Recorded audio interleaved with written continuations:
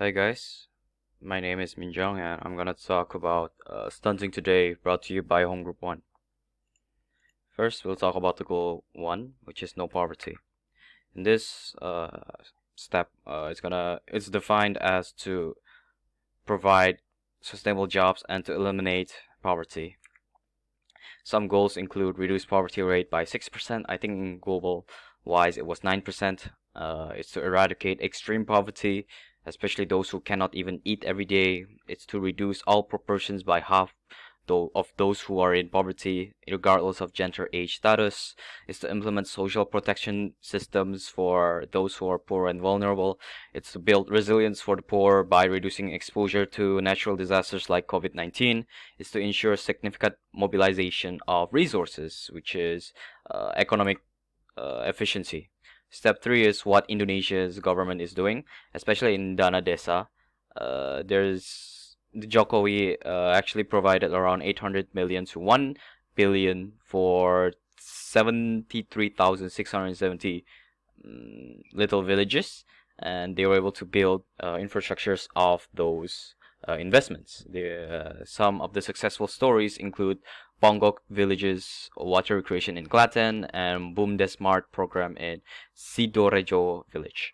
And you can see on the right side there's the amount of money that is being invested.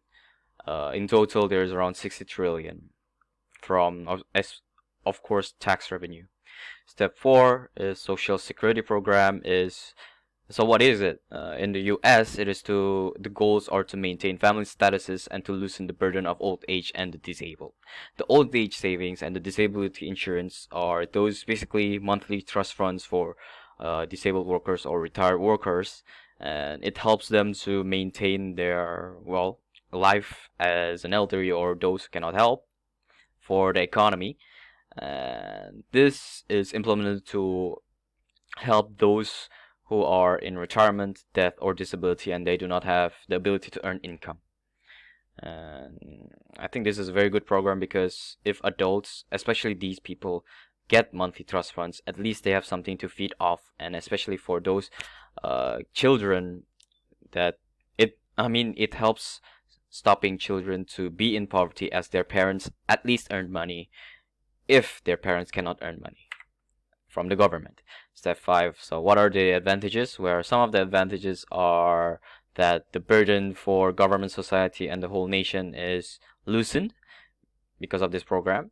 There is a form of grants for the poor because they can maintain at least, and the role as the nation's savings are fulfilled to help every citizens in the country. The disadvantages is it's unclear where the poor's criteria entitlement is. So how you belong to the poor criteria and earning the funds is kind of hard to determine. There is a lack of investment or vision of social security program for the long-term issue, and the questionable sustainability towards social security towards outsourced workers are very vague. So to conclude, having zero poverty is very hard because even in the UN, they want to aim for 6%. But it is important to eradicate extreme poverty as they cannot even eat every day.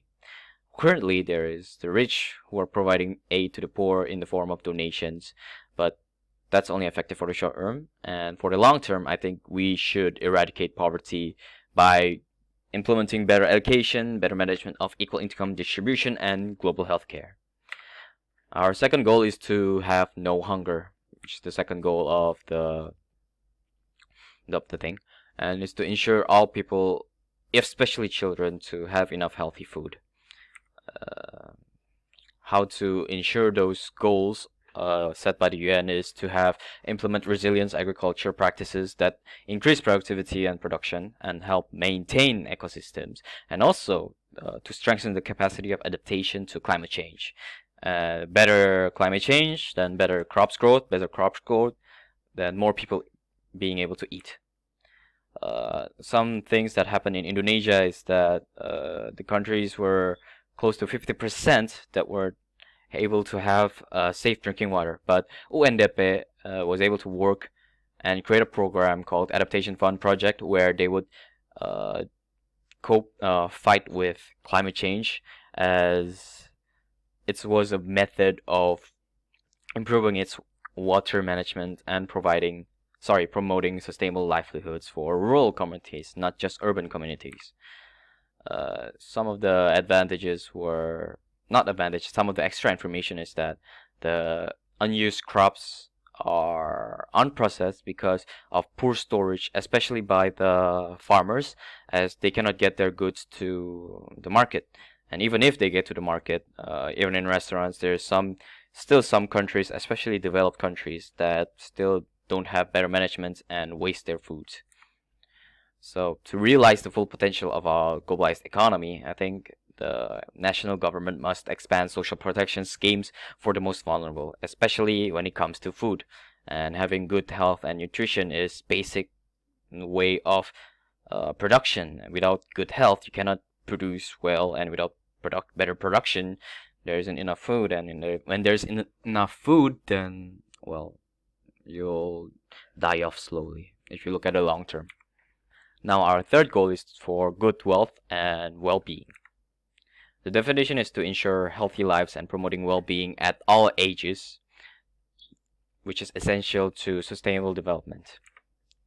Our steps that we were able to find is to reduce the global maternal mortality ratio to be less than 70, and prevent deaths of newborns, especially under the age of 5, to have achieved universal health coverage and half the number of global deaths, and pandemics of AIDS and other diseases, reduce 1/3 of premature mortality, strengthen the prevention and treatment of substance abuse like drugs, and ensure universal access to sexual and reproductive health care services.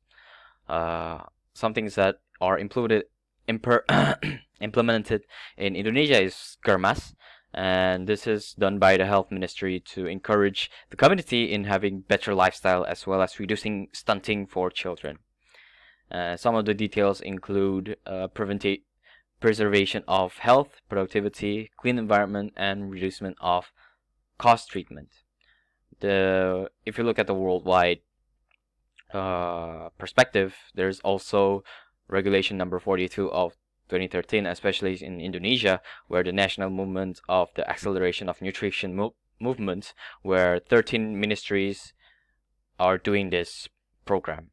And as a result, there's 250 villages in 60 districts that are being supported, and I think that's a very good way, especially for developing countries like Indonesia, to cope with malnutrition or maintaining well-being. The effectiveness of this program is very good, as I said before, because it is easy to implement, especially nutrition. It's just eating the proper meal, and even when the minimal requirement is given, I think that's enough to maintain children away from stunting. You have to know that in 2014, around 1.9 billion adults aged over 18 years, and 600 million of them were obese. So I think this program is very good, especially for Indonesia, and it's not going to be effective when only 1 or 2 institutions are implementing this movement. I think there should be more implementing this to prevent more cause. To conclude, it involves all of society across sectors, including government, private sector, business community, and community organizations, to promote and contribute to creating a healthy living community movement with the aim of maintaining public health. That's all from our group. Thank you for listening, and that's the 3 first parts that we covered. Thank you.